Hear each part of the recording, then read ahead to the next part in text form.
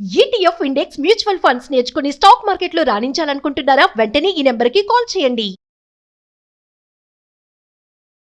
నమస్తే కళ్యాణ్ గారు. నమస్తే జయ గారు. కళ్యాణ్ గారు, ఇద్దరు ప్రేమికుల మధ్య సమస్య అండి. అది వినటానికి చాలా విచిత్రంగా అనిపించింది నాకు మ్యాటర్ తెలిసిన తర్వాత. తను కూడా వచ్చి కూర్చోటానికి రెడీగా ఉన్నది. మాట్లాడదామండి. తప్పకుండా. ఓకే, తన పేరు సత్య అండి. సత్య. సత్యారండి.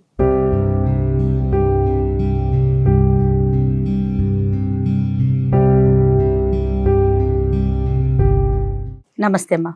సత్య, చెప్పండి అమ్మా, మీ సమస్య ఏంటి? మేడం, నేను 1.5 year నుంచి నేను ఒక అతన్ని లవ్ చేశాను. లాస్ట్ 1 year నుంచి. ఇప్పుడు మేమిద్దరం కలిసి ఉండటం లేదు. ఎందుకంటే తను నన్ను పెట్టే టార్చర్ భరించలేక నేను వదిలేశాను. అతను చాలా నన్ను ఘోరంగా. అసలు ఎట్లా మీ పరిచయం ఎట్లా అయింది? మా పరిచయం మేడం, మేము జాబ్ కోసం ఇక్కడికి వచ్చాము. తను కూడా జాబ్ పర్పస్ లోనే సెర్చింగ్ టైంలో ఇంటర్వ్యూ దగ్గరికి వెళ్ళినప్పుడు అట్లా పరిచయం అయ్యి చాలా మంచివాడు మేడం. బాగుండే అప్పట్లో. ఇంకా కనెక్ట్ అయిపోయాము. తర్వాత పెళ్లి చేసుకుందాము అనుకున్నాము. కొన్ని రోజులు అయిన తర్వాత పెద్దవాళ్ళని ఒప్పించి పెళ్లి చేసుకుందాము, సెటిల్ అయిన తర్వాత అనుకున్నాం. తను ఒక దగ్గర గుమస్తా అటెండర్ కి జాబ్ చేస్తుండే. ఓకే. అట్లా చేస్తున్నప్పుడు బాగానే ఉన్నాం మేడం. నేను సెర్చింగ్ లో ఉండే, తను జాబ్ చేస్తుండే. వాళ్ళ ఆఫీస్కి కూడా వెళ్ళి అప్పుడప్పుడు కలుస్తుండే తనని. ఎన్ని సంవత్సరాల పరిచయం అండి? మ్యామ్ 1.5 సంవత్సరమే. అంతే. అయిపోయిన తర్వాత తనతో కలిసినప్పుడు, ఆఫీస్కి వెళ్ళి కలుస్తున్నప్పుడు, బయట కలుస్తున్నప్పుడు వాళ్ళ ఆఫీసులో కూడా ఏమన్నా ఉన్నాయేమో అన్నట్టుగా కనుక్కున్నాను. కానీ అక్కడ ఏం లేవు, ఇప్పుడైతే ప్రస్తుతానికి ఏం లేవు అన్నట్టు తెలిసింది. కానీ వాళ్ళ బాస్ మాత్రం మేము లవర్స్ అని తెలుసు వాళ్ళకి. మేము వెళ్తూ వస్తూ ఉంటాను కదా. అలా బాస్ ఏమన్నాడంటే, మేము కలిసినప్పుడు చెప్పేవారు, మా బాస్ నిన్ను చాలా మెచ్చుకున్నాడు, నువ్వు చాలా బాగున్నావు అన్నట్టుగా చెప్పారు నాకు. అతను చెప్పినప్పుడు తను బాగా చూసుకుంటారంట తనని. ఓకే. తన అటెండర్ భోజనం పెట్టడము అవన్నీ చేస్తున్నప్పుడు బాగా చూసుకుంటున్నాడు. బాస్ బాగా చూసుకుంటున్నాడు. మీరు ఎప్పుడు చేసుకుంటారు పెళ్లి, బాగానే ఉన్నారు, అట్లా అని మాట్లాడుతూ అట్లా ఉండేవాడు. మన ఇద్దరిని కలిసి లంచ్ కి ఒకసారి రమ్మన్నారు అన్నట్టుగా చెప్పారు. నేనెందుకు అన్నట్టుగా అంటే, లేదు మనల్ని రమ్మన్నారు, ఒకసారి వెళ్దాము అన్నారు. సరే, అంత పెద్దవాడిని పిలుస్తున్నప్పుడు వెళ్ళకపోతే బాగుండదు అన్నట్టుగా వెళ్ళాము లంచ్ కి. హోటల్లోనా? కాదు సార్, ఆఫీస్ క్యాబిన్ లో. అసలు ఏంటి మాట్లాడదాము పెద్ద దిక్కు అన్నట్టుగా అనుకున్నారు. వెళ్ళినప్పుడు లంచ్ చేసాము బానే. ఆ రోజు లంచ్ చేస్తుండగానే తనకు ఫోన్ వచ్చింది రాంబాబుకి. ఫోన్ వచ్చి బయటికి వెళ్ళారు. ఫోన్ మాట్లాడుకుంటూ బయటకు వెళ్ళారు. వస్తారనుకుని మేము లంచ్ తింటున్నాం. ఇంకా వస్తారు అని వెయిట్ చేశాను. 15 minutes అయింది, ఇంకా రాలేదు. ఫోన్ మాట్లాడుకుంటాను. వాళ్ళ అమ్మగారు చేశారో ఎవరు చేశారో తెలియదు. ఇంతలోపల ఈ బాస్ నా దగ్గరకు వచ్చి, తను కూడా వచ్చి పెప్సీ తాగుతున్నట్టుగా నా పైన ఒలకబోసారు. పడితే డ్రెస్ మీద మొత్తం పడిపోయింది. ఓకే. నేను అంత దాకా ఆలోచించలేదు, పెద్ద ఆయన కదా. నేను ఇంకా దాన్ని ఇలా ఆయన తుడుస్తున్నాడు.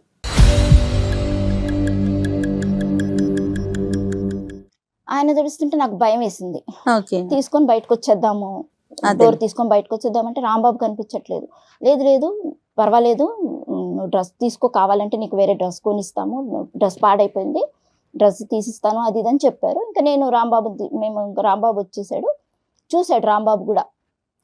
చూసి మరి ఇస్తున్నాడు కదా, తీసుకో సార్, నువ్వు విసిగిస్తున్నావేంది, తీసుకో, అనుకోకుండా జరిగింది, అయ్యో పొరపాటు జరిగిపోయింది అన్నట్టుగా. అంటే ఇంకా నేను రాంబాబు చెప్పాడు అన్నట్టుగా తీసుకొని వచ్చేసాను, బయటకు వచ్చేసాము.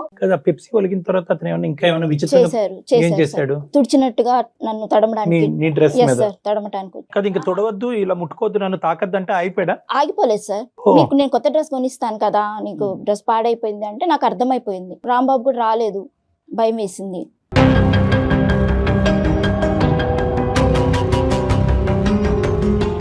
మళ్ళీ ఇంకొకసారి ఏమైందంటే, అది జరిగిన తర్వాత ఒక 15 days తర్వాత మళ్ళీ డిన్నర్కి వెళ్దాము, మా బాస్ మళ్ళీ పిలుస్తున్నారు, డిన్నర్కి వెళ్ళాల్సి వస్తుంది, మనము పండగ అయిపోయింది కదా, మనం వెళ్దాము అన్నట్టుగా అన్నారు. అంటే మళ్ళీ నేను కొంచెం ఆలోచించాను, మళ్ళీ ఎందుకులే అంటే, లేదు నేను ఉంటాను కదా, ఆ రోజు అంటే నాకు కాల్ వచ్చింది, నేను వెళ్ళాను, ఈ రోజు నేను పక్కనే ఉంటాను, నీకేం టెన్షన్ ఏం లేదు, మనం హ్యాపీగా ఉండొచ్చు, మంచిగా ఉంటుంది మనకు. అదే అక్కడ కూడా షెల్టర్, ఆయన మంచిగా ఆయనకి చేతి కింద మనం ఉంటే మనకి ఏదైనా మంచి జరగచ్చు అన్నట్టుగా నన్ను ఒప్పించారు కదా. అది రాంబాబు అటెండెంట్ అయితే కనుక నీ మీద అతనికి ఇంట్రెస్ట్ ఏంటమ్మా బాస్? అది ఎప్పుడు నీ రాంబాబుని అడగలేదా నువ్వు? అరే నువ్వు నేను బాయ్ ఫ్రెండ్స్, ఎప్పుడు మాట్లాడినా మీ పెళ్లి నేను దగ్గరుండి చేస్తాను, మీ పెళ్లి నేను మీరు చూడటానికి బాగుంటారు, మీరు మీ లైఫ్ సెటిల్ అయిపోతుంది అట్లా చెప్తుంటే తను బాగా వింటున్నారేమో, నిజమే అవుతుండొచ్చేమో అది అన్నట్టుగా కరెక్టే, కానీ ప్రతి అనుకున్నారు సార్. సందర్భంలోనే సంఘటనలో నిన్ను చూడాలి అని అనుకోవటం ఆ, అనేది తప్పు అనేది కదా. కదా, ఏముందా కదా అనేది.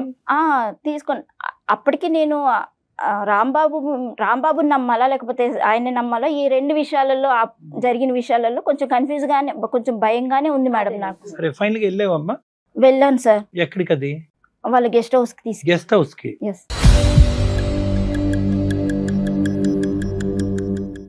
ఏం జరిగిందమ్మా అక్కడ? సార్ అక్కడికి వెళ్ళిన తర్వాత హాల్లో వాళ్ళు కూర్చొని డ్రింక్ చేస్తున్నారు. అంటే ఏం పర్వాలేదు, నేను ఉంటాను, నేనేం తీసుకోను, ఏం ఎక్కువ నేను డ్రింక్ చెయ్యను అన్నట్టుగా చెప్పారు. ఎవరున్నారమ్మా? రాంబాబు వాళ్ళ బాస్ తో పాటు ఎవరైనా ఉన్నారా? అతను ఒకటే ఉన్నాడా? లేదు సార్, అతను ఒక్కరే ఉన్నారు. రాంబాబు కూడా తాగుతున్నాడు అతను? రాంబాబు నేను ఎక్కువ తాగను అని చెప్పారు సార్. నువ్వు జస్ట్ నాకు ఏమైనా ఆమ్లెట్ ఏదైనా ఫ్రై చేసి ఇచ్చేసేయి నాకు, నువ్వు అసలు యాక్చువల్లీ నేను వంట బాగా చేస్తాను అని చెప్పబట్టి కూడా రమ్మన్నారు. అదే అయ్యి ఉంటుంది. అది అక్కడ వంట బాగా చేస్తావు అంటే ఫుడ్ ఫుడ్ ఏమన్నా ఉంటుంది కదా అన్నట్టుగా తీసుకొని రమ్మని చెప్పారు. సరే అన్నట్టుగా ఇంకా వెళ్ళాను. ఆమ్లెట్ తీసుకురా అని చెప్పారు. సరేనన్నా వెళ్ళి తీసుకొచ్చాను. ఆయన ముందు చెప్పలేక కొంచెం చూసుకో అనుకుంటూనే పక్కన కూర్చున్నాను కొంచెం దూరంలో. ఇంత లోపల రాంబాబు 1 by 1 ఒక బాటిల్ మొత్తం కంప్లీట్ చేసేసారు. చేసేసి ఇంకా పడిపోయింది. రాంబాబు వెళ్ళిపోదాం లేదు అంటే, లేదు ఆ అబ్బాయి లేస్తాడు, ఏం కాదు, ఎక్కువ ఏం తాగలేదు అది అన్నట్టుగా చెప్తున్నారు సార్ కూడా. లేపి విసుకొచ్చి నేను కొంచెం పక్కకెళ్ళి నిలబడ్డాను. ఈయన వచ్చారు, సార్ వచ్చారు, మిస్బిహేవ్ చేయడం మొదలు పెట్టారు. అది ఎక్కడ ఆ ఇల్లు ఎక్కడ, ఆ ఏరియా ఎక్కడుందో తెలియదు, చీకటి. ఈయన ఏమో తాగి పడిపోయాడు. ఏం చేయాలో అర్థం కాలేదు మేడం నాకు. ఏం జరిగిందమ్మా?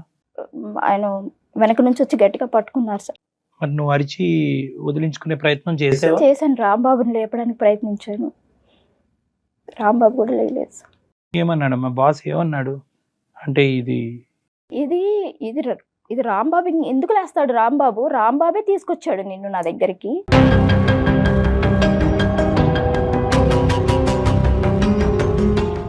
నాకు ఒక పక్క రాంబాబు ఇలా చేశాడు అన్న విషయానికి నాకు అసలు నేను నమ్మలేకపోయాను. ఏమో రాంబాబు కూడా తెలియక తీసుకొచ్చాడేమో, వంట చేయడానికి తీసుకొచ్చాడేమో. ఇతనేమన్నాడు? లేదు సార్, ఇతను ఏం చెప్తున్నాడంటే, నేను ఎప్పుడు నువ్వంటే నాకు చాలా ఇష్టము, నేను ఎప్పుడు రాంబాబు తోటి నిన్ను రప్పించడానికి నేను ఈ ప్లాన్ వేశాను.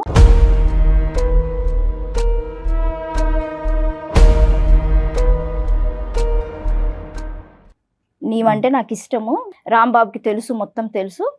ప్లాన్ అంటూ ఏమీ లేదు ఇక్కడ. రాంబాబుకి చెప్పాడు, రాంబాబుని నా దగ్గర తీసుకురమ్మన్నాడు కాబట్టి రాంబాబు ఒప్పుకుని నీ దగ్గర తీసుకొచ్చాడు. అంతే, గర్ల్ ఫ్రెండ్ ని తీసుకొచ్చాడు అతని దగ్గరికి. తీసుకొచ్చాడు. ఇది ఇప్పుడు ప్లాన్ కాదు, ఎప్పటి నుంచో ప్లాన్. వాళ్ళు ఎప్పటి నుంచో ప్లాన్. బహుశా ఆఫీస్ రూమ్ లోనే ఆ లంచ్ టైం అప్పుడే జరిగేది, అక్కడ మిస్ అయింది, ఇక్కడ కనెక్ట్ అయింది, అంతే కదా. నన్ను నమ్మించింది రాంబాబు సార్, నన్ను నమ్మించి తీసుకెళ్ళింది రాంబాబు. నేను నమ్మాను సార్ రాంబాబుని.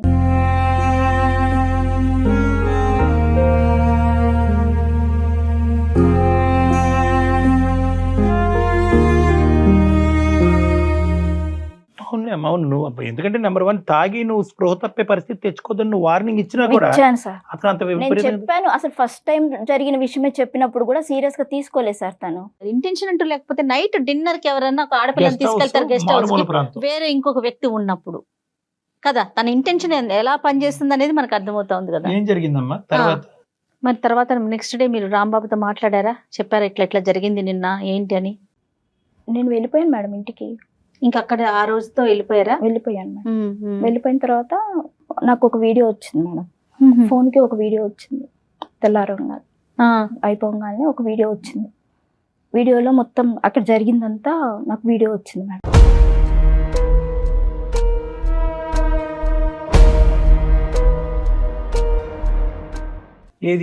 ఈ సంఘటనకు సంబంధించింది ఆ రోజు జరిగిన సంఘటన క్లియర్ టు ఉంది. అదేలే ఏంటి సార్ ఇది, నాకు వీడియో పెట్టారు ఏంటి అని అడిగాను. ఏంటి ఎక్కడి నుంచి వచ్చింది వీడియో అని అడిగాను. అడిగితే రాంబాబే తీశాడు అంటే, రాంబాబు తాగి పడిపోయి ఉన్నాడు కదా, రాంబాబు ఎలా తీసాడు అంటే రాంబాబు తీశాడు అంత. నేను ఆల్రెడీ రాంబాబే ప్లాన్ చేశాడు, రాంబాబే తీసుకొచ్చాడు అన్నప్పుడు ఇంకా ఇది గ్యారంటీ రాంబాబు వీడియో తీసాడు అని నువ్వు అనుకుంటున్నావు. నేను అనుకోవడం కాదు మేడం, అక్కడ ఎవ్వరు లేరు, రాంబాబే ఉన్నాడు. మరి పడిపోయాడు అంటున్నావు కదా, అదంటే యాక్షన్ అంటావా? తను చెప్పాడు మేడం, బాస్ చెప్పాడు రాంబాబు పడిపోవడం అంటే ఇప్పుడు నన్ను తీసుకొని పోయినప్పుడు ఎంత వీడియో జరుగుతున్నప్పుడు ప్రీ ప్లాన్ తీసుకొని పోయినప్పుడు అది పడుకున్నది కూడా అదే అయ్యి ఉండొచ్చు కదా. అదే ప్లాన్ లో పడుకోవడం కాదు, అది అదొక నాటకం. తను కూడా కావాలని ఇదంతా ప్రీ ప్లాన్ గా నా జీవితాన్ని నేను నమ్మినందుకు చేసి నా మొత్తం సర్వనాశనం చేసి పెట్టాడు.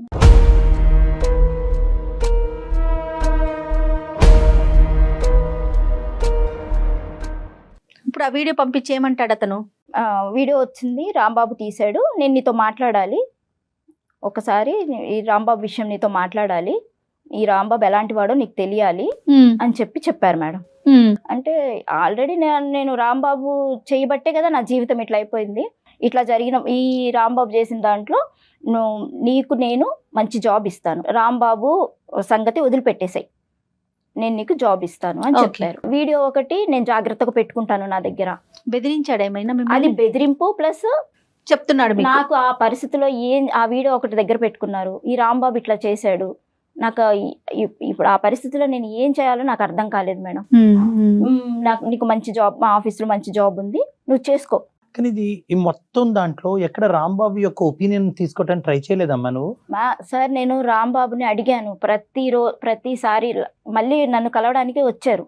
రాంబాబు వచ్చాడు నన్ను కలవడానికి, నేను కలవలేదు, నన్ను కాల్ చేశాడు, బ్లాక్ చేసేసాను. అది వినాలి కదమ్మా, అసలు అతను ఒపీనియన్ ఎందుకు ఇంత దారుణానికి ఒడిగట్టాడు? ఇప్పుడు ఇతను దారుణమా లేదంటే అతను డైరెక్ట్ చేయడం వల్ల ఇతను ఆడిందా? హింట్ ఇచ్చిన తర్వాత మళ్ళీ నన్ను తీసుకెళ్ళాడు. తీసుకెళ్ళిన అతను ఈ బాస్ చెప్పే ప్రతి విషయానికి మ్యాచ్ అవుతున్నాయి. నిన్ను ఆ రోజు ఇన్ని గంటలకు రమ్మన్నాను, ఈ టైంకి రమ్మన్నాను చేసినట్టు తెలిసిపోతుంది సార్. అక్కడ రాంబాబు ప్రమేయం ఖచ్చితంగా ఉంది సార్. ఇంకొక క్లారిఫికేషన్, రాంబాబు సంజయ్ అక్కర్ లేకుండా నువ్వు ఇంకా రాంబాబుతో మాట్లాడటానికి ఇంకా నా జీవితం తీసుకుపోయి వాడు అప్పగిచ్చిన వేరే వాళ్ళకి అప్పగిచ్చిన తర్వాత నమ్మి వచ్చిన అమ్మాయిని నేను పెళ్లి చేసుకుంటానని నమ్మి వచ్చిన అమ్మాయిని తీసుకుపోయి వేరే వాళ్ళకి అప్పచెప్పిన తర్వాత ఇంకా నేను ఏం క్లారిఫికేషన్ తీసుకోవాలి సార్ ఆయన దగ్గర?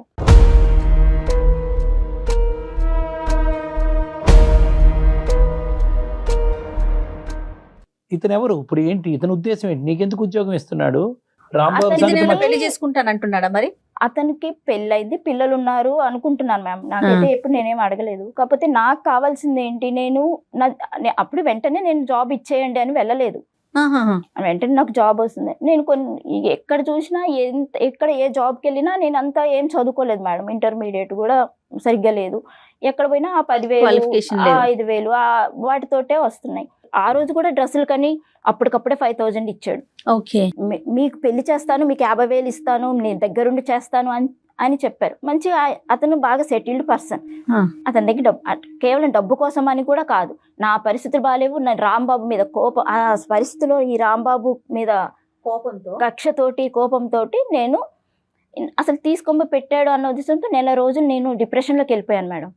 తర్వాత తనే వచ్చి నన్ను తీసుకొని పోయి, ఎవరు బాస్ ఇచ్చారు, తీసుకొని వెళ్ళి నాకు మళ్ళీ నన్ను ఆఫీస్లో కూర్చోబెట్టి ఈ పని చేసుకో, ఇట్లా ఉండండి. మంచి శాలరీ ఇచ్చారా మీకు? ఇచ్చారు మేడం, 30,000 దాకా ఇచ్చారు. చేస్తున్నాను నేను ఇప్పటికి కూడా అక్కడే చేస్తున్నాను. స్టిల్ ఇప్పుడు అక్కడే వర్క్ చేస్తున్నాను మ్యామ్. ఓకే, నేను అదే చెప్తున్నాను కదా మ్యామ్, ఇంకా నా జీవితాన్ని నేను చూసుకున్నాను, అయిపోయింది. మళ్ళీ ఆ రాంబాబు మళ్ళీ నెల తర్వాత వచ్చి మళ్ళీ ఆ డబ్బులు ఇవ్వు. ఇప్పుడు నేను అక్కడ తెలిసిపోయింది కదా నేను ఎక్కడ పని చేసేది, అక్కడే రాంబాబుని అప్పుడే తీసేసాడు పనిలో నుంచి.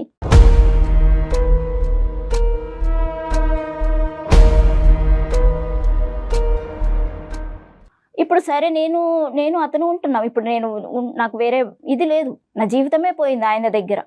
ఇప్పుడు ఆ 30,000 జీతం తీసుకుంటూ నేను ఇంటికి పంపించుకుంటూ నా రెంట్ మీరు ఎక్కడ ఉంటున్నారు? ప్రెజెంట్ హాస్టల్లో ఉంటున్నారా? అతనితో పాటు నేను ఒక సింగిల్ బెడ్రూమ్ తీసుకొని ఉంటున్నాం మేము. సార్ వస్తుంటారు, అదే నాకు అన్ని చూసుకుంటూ ఉంటారు. అమ్మా ఏంటమ్మా అన్ని చూసుకోవటం అంటే ఏంటి? ఏమేమి చూసుకుంటాడు అతను? నువ్వు డబ్బులు అనేటప్పటికి డబ్బులకు పడిపోయావు, నీకే డబ్బులు ఇవ్వటం కాకుండా మీ ఇంటికి కూడా డబ్బులు పంపిస్తాడా? సార్ నాకు చదువు లేదు సార్, ఇంటర్మీడియట్ తోటి నేను తిరిగి వేసారిపోయాను. 1.5 సంవత్సరం నేను ఉద్యోగం కోసం చూశాను, వెళ్ళాను. మా ఇంటి వాళ్ళకి ఏంటంటే మా నాన్నగారికి పారాలసిస్ స్ట్రోక్ వచ్చి ఇంట్లోనే ఉంటున్నారు, అక్కడ పరిస్థితులు ఏం బాగలేవు. నేను కంపల్సరీ ఏదన్నా జాబ్ చేసి పంపిస్తానన్న నమ్మకంతో ఇక్కడికి వచ్చాను. ఈ రాంబాబు చేసిన పనికి ఆ సార్ చేసే హెల్ప్ కి నాకు ఆ సారే బెటర్ అనిపించింది ఈయన చేసిన మోసానికి. ఏ విధంగానమ్మా? ఇప్పుడు డబ్బులు సార్ ఇవ్వటం నాకు వరకు ఓకే, కావాల్సింది డబ్బులు ఇవ్వటం వరకు ఓకే, రాంబాబుని తప్పించడం వరకు కూడా ఓకే అని అనుకుందాము. ఇతను ఇంకా నీ జీవితంలో ఏ పాత్ర పోషించుకుంటూ వచ్చాడు అనేది నా ప్రశ్న. మేమిద్దరం రిలేషన్ లోనే ఉంటున్నాం. రైట్, అది చెప్పాలి కదా. మీరిద్దరు ఒకటయ్యారు, రాంబాబుని తప్పించారు, ఒకటయ్యారు. అదేంటమ్మా పెన్నం మీద నుంచి పొయ్యిలో పడినట్లేదు ఇది? కాదు సార్, ఎలా? ఎందుకు నాకు విరక్తి పుట్టింది సార్ వీళ్ళ ఈ ప్రేమ మీద, నిజంగా ప్రేమ మీద. ఇదంతా ఈ రాంబాబు కంటే ఈయన నన్ను చూసుకుంటున్నాడు కదా అన్నట్టుగా నేను ఇంకా ఇక్కడ ఈయనతోటి రిలేషన్. ఇప్పుడు నీ సుఖం గురించి, నీ డబ్బుల గురించి, నీ అవసరాల గురించి, నా కడుపు గురించి వచ్చి అక్కడ ప్రాధాయపడేటప్పటికి అతను నాకు కావాల్సినటువంటి జీవితాన్ని వద్దన్న ఎక్కువ జీతాన్ని ఇచ్చేసి నన్ను చూసుకుంటున్నాడు అనేది నీ స్వార్థము. రాంబాబుని తీసి పక్కన పెడదాము, ఎందుకంటే రాంబాబు స్వార్థానికి నేను కానీ అక్కడ వేరే బలయ్యాను ఒక కదా ఆడదుందిగా, వేరే ఒక ఆడదుందిగా, ఒక స్త్రీమూర్తి భార్య ఉందిగా. వాళ్ళ భార్య పిల్లలకి ఏం లోటు చేయటం లేదు సార్ చేయడమ్మా, అతను. లోటు చేయడమ్మా, చాలు, ఇది లోటు చాలు. మీది సీక్రెట్ గా నడిపించేటటువంటి అంశం. వాడు నీకు డబ్బులు ఇస్తున్నాడు అంటే కనుక వాడి శారీరకమైనటువంటి సుఖం గురించి నీ దగ్గరకు వచ్చి నీకు 30,000 ఇస్తున్నాడు. నువ్వు ఉద్యోగం చేయకపోయినా కూడా 30,000 ఇస్తాడు. నువ్వు 3 లక్షలు అడిగితే 3 లక్షలు ఇస్తాడు. ఎందుకు? వాడికి సుఖం కావాలి. నువ్వేంటమ్మా ఆవల్లో చిక్కుపోతే? రాంబాబు దొంగోడు కాబట్టి ఇంకో దొంగోడి దగ్గర ఉంటానన్నట్టుంది. ఆ రాంబాబు మళ్ళీ లైఫ్ లోకి వచ్చి మళ్ళీ డబ్బులు అడుగుతున్నాడు సార్. మళ్ళీ నువ్వు వీడితో ఉంటున్నావే అన్న ఇది కూడా లేదు అది సార్. ఇష్యూ కాదు. అది ఇష్యూ లేదు. నువ్వు అసలు first of all Rambabu phone కలిపి చెప్తాను, మాట్లాడదాం వాడితో. వాడు ఫోన్ ఒకసారి కలిపి. ఫోన్ చేయి.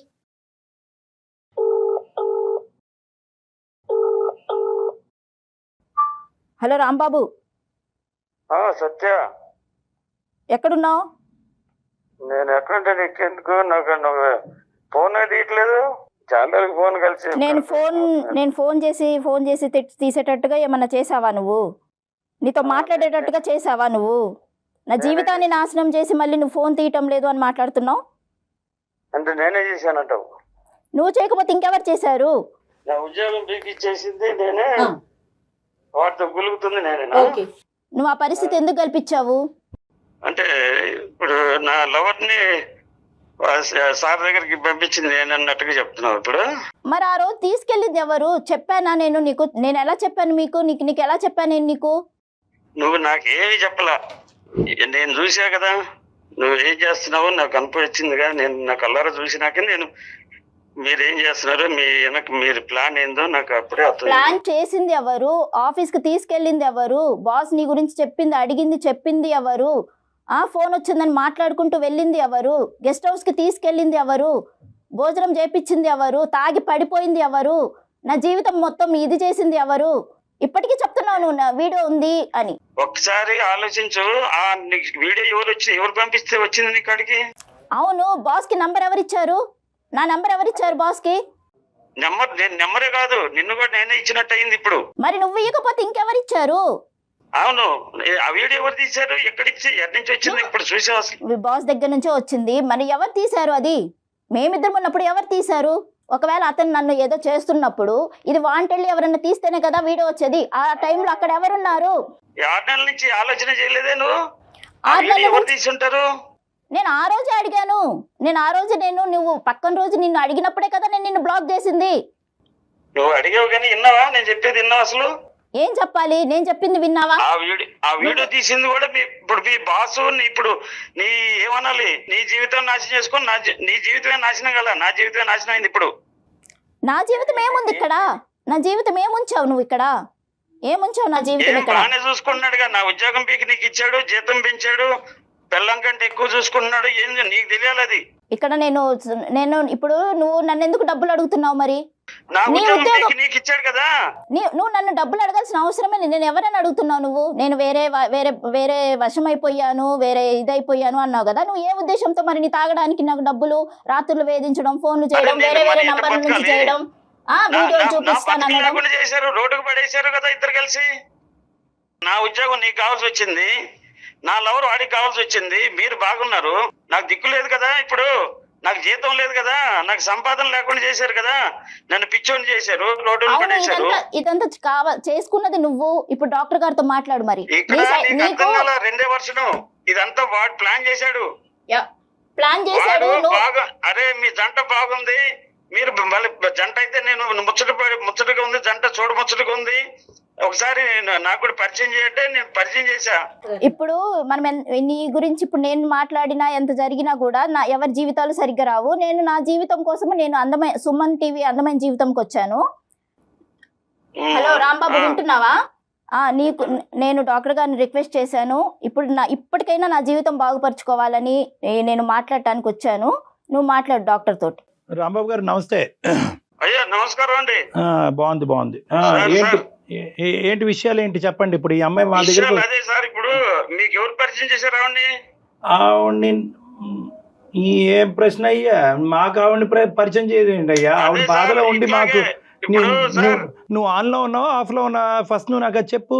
నేను ఆన్ లో ఉంటేనే మాట్లాడతాను సార్, లేకపోతే ఎవరితో మాట్లాడినా. అమ్మా అదే అర్థమైంది, కానీ కాస్త మేము మాట్లాడతాము, నువ్వు కాస్త జాగ్రత్తగా వినాలి, ఓకేనా? ఆవిడ మమ్మల్ని ఎవరు పరిచయం చేయలేదు, మేము ఆవిడని రమ్మని చెప్పి మేమేమి ఇన్విటేషన్ ఇవ్వలేదు. ఆవిడ ఒక బాధలో ఉంది. వినండి కదా అన్ని తెలుసు మీకు. రాంబాబు గారు ఒక్క నిమిషం, నేను చెప్పేది విన్న తర్వాత మీరు మాట్లాడండి, ఒక్క నిమిషం. చెప్పండి సార్, చెప్పండి. సో ఆ అమ్మాయి ఒక బాధతో మా దగ్గరికి వచ్చింది. ఏంటా బాధ అంటే కనుక, ఇలా నేను రాంబాబు అనేటటువంటి వ్యక్తి 1.5 సంవత్సరాల పాటు ప్రేమించుకున్న తర్వాత అతను బలవంతంగా నాకు తన బాస్కి పరిచయం చేశాడు. వాళ్ళ బాస్ ఒకనొక సమయంలో నన్ను, వాళ్ళిద్దరు బాగా తాగి రాంబాబు పడిపోయినటువంటి సందర్భంలో వాళ్ళ బాస్ నన్ను వశపరుచుకున్నాడు. ఆ వీడియో రికార్డింగ్ కూడా తీయటం జరిగింది. ఆ వీడియో రికార్డింగ్ కూడా రాంబాబు తీశాడు.